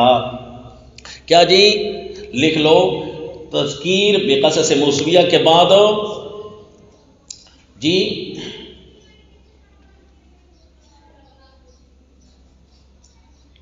بالتوبہ، کہ اگر سبیل الرشد میں کمی آ جائے تو توبہ کر لینا، اگر اتباع سبیل المفسدین اتباع باطل ہو جائے اور کلام اللہ کی اتباع نہ ہو، سبیل الرشد کی اتباع نہ ہو تو معافی مانگ لینا، یہ تذکیر کی جا رہی ہے، واقعی انہوں نے معافی مانگ لی تھی۔ وَرَأَوْا أَنَّهُمْ قَدْ ضَلُّوا، اگر معافی نہ مانگی تو پھر ظالم اسی طرح رہو گے۔ وَرَأَوْا أَنَّهُمْ قَدْ ضَلُّوا قَالُوا لَئِن لَّمْ يَرْحَمْنَا رَبُّنَا وَيَغْفِرْ لَنَا لَنَكُونَنَّ مِنَ الْخَاسِرِينَ۔ الحمدللہ، تو یہ آیات فٹ ہو گئی، کیونکہ بہت بڑا اشکال تھا۔ پھر لگے جی اس پر اسرائیلی روایات، اور وہ اس آیت کو حل کرنے لگی، اور طرح طرح کے انہوں نے عذر بہانے بنائے کہ وَلَمَّا سُقِطَ فِي أَيْدِيهِمْ کا یہ مطلب ہو سکتا ہے، یہ ہو سکتا ہے، حالانکہ صاف جو قرآن کہہ رہا ہے وَرَأَوْا أَنَّهُمْ قَدْ ضَلُّوا، تو مسئلہ حل ہو گیا، دعویٰ کے مطابق جب فٹ کیا نا تو کوئی اشکال نہ رہا۔ وَلَمَّا رَجَعَ مُوسَىٰ إِلَىٰ قَوْمِهِ غَضْبَانَ آسِفًا، اب یہ کون سا نمبر ہے؟ 13۔ وَلَمَّا رَجَعَ، 13واں واقعہ سیدنا موسیٰ علیہ السلام کے واقعات میں سے، جب سیدنا موسیٰ علیہ السلام واپس لوٹے اپنی قوم کی طرف، غضبان، غصے میں بھرے ہوئے، آصفاً، افسوس کرتے ہوئے، غصہ بھی بڑا آ رہا تھا لیکن ساتھ ساتھ افسوس بھی کھائے جا رہا تھا۔ افسوس یہ کھایا جا رہا تھا کہ میں کیا بیان کرتا رہا جی، اور قوم نے کیا حال کر دیا، ان کو میں بڑا سمجھا کر آیا، سیدنا ہارون علیہ السلام نے بھی سمجھایا ہوگا۔ افسوس اور غصے کا ملا جلا رد عمل ہے، کیونکہ اگر صرف غصہ کریں تب بھی نہیں بنتی، کیونکہ حکم تھا قول لین کو نہیں چھوڑنا، اور کچھ نہ کہیں تب بھی نہیں بنتی، اس لیے غصے اور افسوس کا ملا جلا امتزاج رہا، تو یہ ایک داعی کے اندر پیدا ہو جانا فطری امر ہے۔ دائی کے اندر یہ تو ہو جاتا ہے، غصہ بھی آتا ہے لیکن کر کچھ نہیں سکتا، کیوں جی کہ دعوت کے میز پر بیٹھے ہیں، اور افسوس بھی بڑا لگتا ہے کہ ایک طرف کلام اللہ اور دوسری طرف شیطان ہے، لوگ کلام اللہ کو چھوڑ کر، اللہ کے احکام کو چھوڑ کر شیطان کی بات مانتے ہیں، تو افسوس تو بڑا لگتا ہے۔ قال بئس ما خلفتمونی من بعدی، فرمایا آتے ہی غضبان اور اسف اس کے ملے جلے امتزاج سے یہ گفتگو کی، بئس ما خلفتمونی من بعدی، بڑی بری نیابت کی تھی تم نے میرے بعد تم نے رہنا تھا میرا بن کر، جبکہ تم تو سامری کے بن گئے۔ عاجلتم امر ربکم، کیا تم نے جلدی کی اپنے رب کے حکم کی، کیا رب کا حکم بڑی جلدی تم نے لینا چاہا؟ یعنی عاجلتم امر ربکم کیا مطلب؟ اپنے رب کے امر کی، کیا کہ اللہ کا امر کوئی لیٹ ہو گیا تھا تم پر؟ افطال علیکم العہد ام اردتم ان یحل علیکم غضب من ربکم فاخلفتم موعدی، کیا اللہ نے جو وعدہ لیا تھا کہ کوہ طور پر آؤ تمہیں میں ایک انعام دوں گا، وعدن حسنا، اللہ نے ہمارے ساتھ وعدہ بہت اچھا کیا تھا، وہ انعام ملنے لگا تھا، اب وہ بہت لیٹ ہو گیا، چاہا جو تم نے خدا کو یہیں پر بنانا شروع کر دیا۔ عاجلتم امر ربکم، جی عاجلتم امر ربکم، اور ساتھ یہ بھی ہے کہ تمہیں اپنے اللہ کا عذاب بڑا اچھا لگتا ہے کیا کہ اللہ کا عذاب ہم پر آ جائے، یہ امر رب ہے یا الواح والا ملنا امر رب ہے؟ کیونکہ سورۃ طٰہٰ میں دونوں جملے موجود ہیں، افطال علیکم العہد ام اردتم ان یحل علیکم غضب من ربکم، اور فرمایا وَأَخَذَ الْأَلْوَاحَ وَأَلْقَى الْأَلْوَاحَ، اور رکھ دی وہ تختیاں، تو الواح الموعظہ، وَأَخَذَ بِرَأْسِ أَخِيهِ يَجُرُّهُ إِلَيْهِ، القوہ فی غیابت الجب، اس کا معنی یہ نہیں ہوتا پھینک دو، جی یہ پھینکنا نہیں، رکھنا موجود ہوتا ہے، کیونکہ لا تقتلوا ہے تو پھر پھینک دو تو معنی تو وہ ایک ہی ہے، کنویں میں پھینک دو اور قتل نہ کرو تو معنی تو پھر ایک ہی ہے، قتل کرنا ہو یا کنویں میں پھینکنا ہو بات تو ایک ہی ہے، یعنی قتل نہ کرو اور کنویں میں رکھ آؤ تاکہ کوئی اس کو لینے والا آ کر لے جائے۔ یلتقطہ بعض السیارہ، جب پھینک دو گے تو پھر کون اس کو اٹھائے گا؟ جی تو یعنی وہاں جو بیٹھنے کی جگہ ہے نا وہاں پر رکھ آؤ، تو اسی طرح یہ القل الواح بھی ہے، رکھ دی وہ، وَأَخَذَ بِرَأْسِ أَخِيهِ، اور اپنے بھائی کے سر کو پکڑ لیا، يَجُرُّهُ إِلَيْهِ، اپنے طرف کھینچ رہے تھے، قَالَ ابْنَ أُمَّ، اپنے بھائی کے سر سے پکڑا ہے جی کہ بالوں سے پکڑا، وَأَخَذَ بِرَأْسِ أَخِيهِ، بالوں سے نہیں پکڑا، اگرچہ ہمارے ذہن میں ہاتھ اسی طرح ہی بن جاتے ہیں کہ سر سے پکڑا یعنی بالوں سے پکڑا، بالوں سے پکڑ کر مارنا جھنجھوڑنا اور ہوتا ہے، اور سر سے پکڑ کر قریب کرنا جھنجھوڑنا اور ہوتا ہے، تو جی سر سے پکڑا۔ قال ابن ام ان القوم استضعفوني وكادوا يقتلونني فلا تشمت بي الاعداء ولا تجعلني مع القوم الظالمين، اپنی طرف سر کو کھینچنے لگے بار بار ہے جی، تو اس کا مطلب یہ ہے مقام نبوت کا بھی پورا پاس رکھا، اپنے بھائی کا بھی، اپنے بھائی کے ساتھ اپنا بھائی ہونا بھی دکھایا، لیکن مقام نبوت کا بھی پاس رکھا۔ وہ انداز نہیں ہے جو ہم بیان کرتے ہیں خطیبانہ رنگ میں انا للہ و انا، اچھا یہ اس طریقے سے کسی کو مارو نا یا اس طریقے سے کسی کو جھنجھوڑو نا، اس سے تو پیار نظر آتا ہے، اور بالوں سے پکڑ کر یوں کرو تو چنگا بھلا اور بندہ بن جاتا ہے۔ تو قال ابن امہ، فرمانے لگے اے میری ماں جائے، یعنی میری ماں کے بیٹے، کیا مطلب اپنی ماں کا نام درمیان میں لے کر آئے، یا تو ممکن ہے کہ یہ ان کے مادری بھائی ہوں اسی لیے فرمایا ہو، واللہ عالم جی، یا این ممکن ہے شفقت تیز کرنے کے لیے فرمایا ہو کہ امی کا نام درمیان میں آ جائے گا نا تو غصہ ٹھنڈا ہو جائے گا، تو کوئی بھی وجہ ہو سکتی ہے، ہم جی ایک وجہ اپنی طرف سے نہیں متعین کر سکتے. تو فرمایا لا تأخذ بلحیتی ولا براسی، ساتھ ہی داڑھی مبارک کو بھی پکڑ لیا. اس کا مطلب ہے سر پر ایک ہاتھ تھا تو داڑھی پر دوسرا ہاتھ تھا، تو وہ جو ہم بالوں والا ڈیزائن بناتے ہیں پکڑنے والا وہ تو ختم ہو گیا نا جی. ایک معنی یہ، اور دوسرا معنی یہ ہے کہ سر سے پکڑ کر سینے کے ساتھ لگایا اور پھر داڑھی سے پکڑ کر پوچھنے لگ گئے کیوں نہیں تو نے ان کو منع کیا. بھائی یہ معنی تو کیا مارنے کی طرف تو ہوتا ہی جاتا ہی نہیں ہے، یہ تو مارنے کی طرف جاتا ہی نہیں ہے، یہ تو اور زیادہ افسوس کا اظہار بنتا ہے. یا آپ کسی کے ساتھ بھی کریں نا، اور زیادہ افسوس کا اظہار بنتا ہے، یار یہ تو نے کیا کیا، تو اظہار افسوس ہے. البتہ اس سے اتنا پتہ تو چلتا ہے کہ کافی جو ہے نا ٹینشن میں آئے ہوئے ہیں، اس لیے دشمن پھر ہنسنے لگ جاتا ہے. تو سیدنا ہارون علیہ السلام نے فرمایا ان القوم استضعفونی وکادوا یقتلوننی،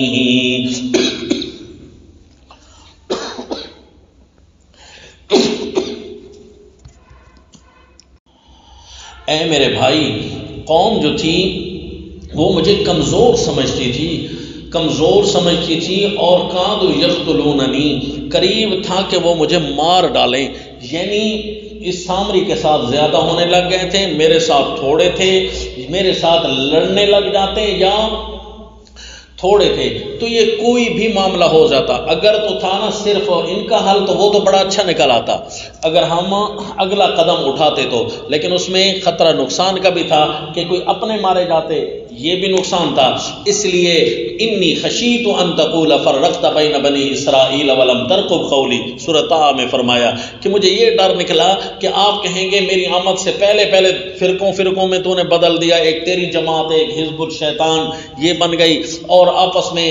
تو میں نے اس لیے جی بنی اسرائیل کو فرقوں میں نہ بدلنے دیا، لڑائی نہ کرنے دی، اور انہوں نے کہا جب تک موسیٰ ہمارے پاس واپس نہیں آئیں گے ہم آپ کی بات نہیں مانیں گے. یہ میری بات نہیں مانتے تھے.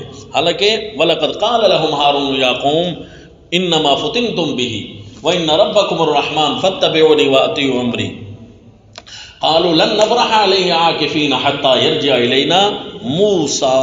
وہ کہنے لگے ہم تو اسی کے سامنے بیٹھے ہیں جب تک کہ موسیٰ واپس نہ آئے، ہم پوچھیں گے وہاں تھا کہ نہیں تھا. الہ تو لہذا فلا تشمت بالاعداء، چونکہ قوم مجھے مارنے لگی تھی، فلا تاخذ بلحیتی ولا براسی، لہذا میرے سر اور میرے داڑھی کے بالوں سے نہ پکڑیے. لا تشمت بالاعداء، اور میرے اوپر ہنسائیں نہیں ان دشمنوں کو جو کل کہیں گے ہمیں بھی منع کر رہے تھے اور اب یہ دیکھ. اچھا جی، اس سے ضرب متبادر بھی نہیں ہو رہی تھی، تھوڑا سا ظاہر ہوتا ہے کہ ضرب ہو، لیکن جب الفاظ کے سیٹ اپ کو چیک کرتے ہیں نا کہ سر کو پکڑا تو اس میں بال نہیں آتے، صرف بال نہیں آتے، تو پورے سر کو پکڑیں اور داڑھی پر ہاتھ ہو، یا سر کو پکڑ کر سینے پر اور پھر داڑھی کو پکڑنے کا ایک انداز تو آپ نہ بنائیں، تصویر آپ تو نہ بنائیں کہ یوں پکڑا ہوگا اور یوں پکڑا ہوگا، کیونکہ ہمیں تصویر نہیں دی گئی. تو لہذا ہم یہ ضروری نہیں کہہ سکتے کہ لہذا وہ اشکال ہی حل ہو گیا کہ پیغمبر کو مارا کیوں. پھر جواب دینا پڑتا ہے کہ پیغمبر کو پیغمبر نے مارا ہے تو اس میں کوئی حرج نہیں. پھر یہ دلیل فٹ کرنی پڑتی ہے کہ صحابی آپس میں لڑے تو لہذا کچھ بھی نہیں ہوتا. اور بھائی صحابی بھی آپس میں نہیں لڑے، ہم تو یہ بھی نہیں مانتے، کیونکہ قرآن کی نص کہتی ہے رحماء بینہم. ساری تاریخ کو جلا ڈالو نا، کوئی ذرا بھی ایمان پر فرق نہیں پڑتا. ہاں قرآن کی آیت کو نہیں مانا نا تو پھر نہ وہ مقدمہ بناؤ، نہ یہ دلیل بنانی پڑے، اور نہ یہ تصویر ایجاد کرنی پڑے. لہذا ساری کی ساری کہانی کو اثر نو دیکھیے، لیکن وہ بھی قرآن کے رنگ سے، تو پھر ساری کی ساری چیزیں ختم ہو جائیں گی. وَقَادُوا يَقْتُلُونَنِي فَلَا تُشْمِتْ بِيَ الْأَعْدَاءَ، سو میرے اوپر نہ ہنسائیے دشمنوں کو. وَلَا تَجْعَلْنِي مَعَ الْقَوْمِ الظَّالِمِينَ، اور نہ بنائیے مجھے گناہ گار لوگوں میں سے، کمی کرنے والی جو قوم ہے نا مجھے ان میں سے نہ بنائیے. میں نے آپ کے حکم کی کوئی کمی نہیں کی، بلکہ اللہ نے بھی تائید فرما دی. وَلَقَدْ قَالَ لَهُمْ هَارُونُ مِنْ قَبْلُ، منع کیا تھا. قَالَ رَبِّ اغْفِرْ لِي وَلِأَخِي، تو پھر دعا کرنے لگے اے میرے اللہ مجھے معاف کر، وَلِأَخِي اور میرے بھائی کو معاف کر۔ اب یہ دل کو لگتی ہے بات کہ جب ہمارا کوئی محترم بھائی ہو، ہیں جی، عالم فاضل ہو، تو ہم اسے بڑی بڑی غلطیاں اگنور کر دیتے ہیں جی، اور چاہے جائے کہ وہ مقام نبوت پر بھائی ہو، جس سے بڑا مانگا گیا ہو اور جنہوں نے دکھ سکھ ہو بڑے اکٹھے برداشت کیے ہوں، تو یہ کیسے ضرب لگی ہوگی، کیسے مارا۔ جب ہم نے کتاب اللہ کے الفاظ کی طرف دیکھا تو مزید بھی گنجائش لگی، الحمدللہ، کہ ایک ہے خطیبانہ واعظانہ رنگ اور ایک ہے کتاب اللہ کی اتباع سبیل الرشد، تو اس میں فائدہ ہو گیا۔ وَلَا تَجْعَلْنِي مَعَ الْقَوْمِ الظَّالِمِينَ۔ اسی طرح آپ نے کئی ایسی گفتگویں سنی ہوگی، کوئی ایک آدمی، مثلا آپ نے سنا ہوگا حضرت وہ جو واشی رضی اللہ تعالیٰ عنہ آئے تھے، تو آپ صلی اللہ علیہ وسلم نے ان سے فرمایا، خطیبانہ رنگ میں آپ نے فرمایا بھائی ٹھیک ہے تو ایمان تو لے آ لیکن میرے سامنے نہ بیٹھا کر۔ کیوں جی؟ کہ مجھے اپنے چچا کی یاد آ جاتی ہے۔ میرے خیال میں آپ کے طوطے بھی اڑ گئے، آپ نے کہیں بیان کیا ہے نا؟ تو جی کون ہی خیر ہے یار، رش میں چلتا ہے، لیکن یہ ہے کہ آپ معافی بھی مانگ لیں اگر رش میں کبھی کوئی کوتاہی کر بیٹھے۔ تو بھائی قرآن کی نص تو کہتی ہے وَلَا تَعْدُ عَيْنَاكَ عَنْهُمْ، کہ یہ جو صحابہ ہونا آپ کی نگاہیں نہ ہٹنے پائیں۔ یوں بھی نہیں فرمایا کہ آپ اپنی نگاہوں کو نہ ہٹائیے، تب بھی تو بات بنتی نا، فرمایا نگاہیں نہ ہٹنے پائیں، نص ہے۔ تو اب سیدنا واشی رضی اللہ تعالیٰ عنہ اگر مومن بن گئے تھے نا، ایمان لے آئے تھے، تو اللہ کے نبی کیسے فرما سکتے ہیں میرے سامنے سے ہٹ جایا کریں؟ اللہ کے نبی کو تو حکم ہے کہ آپ اسپیشل کر کے دیکھیں، وَاصْبِرْ نَفْسَكَ مَعَ الَّذِينَ يَدْعُونَ رَبَّهُمْ۔ تو بھائی حدیث میں آیا بس ہم لوگ نہ بھائی حدیث میں نہیں آیا، یوں تو پھر منکرین حدیث بڑھ گئے، یہ دوسروں نے خامخواہ حدیث پر چڑھائی کر دی۔ بخاری شریف میں جہاں یہ الفاظ موجود ہیں وہاں دیکھیے تو صحیح، یہ تو اس وقت کی بات ہی نہیں ہے جب ایمان لا رہے ہیں، یہ تو ایک قاصد بن کر آئے تھے، وہاں کوئی ایمان کا ذکر نہیں ہے۔ تو لوگوں نے کہا کہ وہ قاصدوں کو کچھ نہیں کہتا، اگر آپ کو جانے کا شوق ہے لیکن آپ ڈر کی وجہ سے نہیں جاتے نا، تو امام الانبیاء صلی اللہ علیہ وسلم کی عادت طیبہ ہے کہ قاصدوں کو کچھ نہیں کہتے، اس لیے قاصدوں کی شکل میں جا کر بیٹھ گئے، کہ ایک قافلہ جا رہا تھا قاصدین کا، تو وہاں بھی صاحب آپ نے فرمایا تو نے میرے چچا کو مارا تھا نا؟ کہا جی ہاں، تو کیا تو اپنا چہرہ مجھ سے چھپا سکتا ہے؟ بس اتنی بات کہی، وہاں نہ ایمان کا ذکر ہے نہ بھی کوئی مزید گفتگو ہے۔ ایمان لانے کے بعد فرمایا ہو نا کہ ہاں بھائی تو ہٹ جا، میرے چہرے سے نہیں بیٹھنا سامنے، تو بڑھا بھی دیتے ہیں زیب داستہ کے لیے، لچھے دار تقریر کرنے کے لیے۔ تو وہاں جب آپ اصل کر کے حدیث پڑھتے ہیں، عبارت پڑھتے ہیں، دیکھتے ہیں، تو آپ کو حقیقی سبیل الرشد واضح ہو جاتا ہے، گنجائش موجود ہوتی ہے۔ قال رب اغفر لی ولی وادخلنا فی رحمتک وانت ارحم الراحمین۔ دعا بھی فرما دی، ان الذین اتخذوا العجل سینالهم غضب من ربهم وذلت فی الحیات الدنیا۔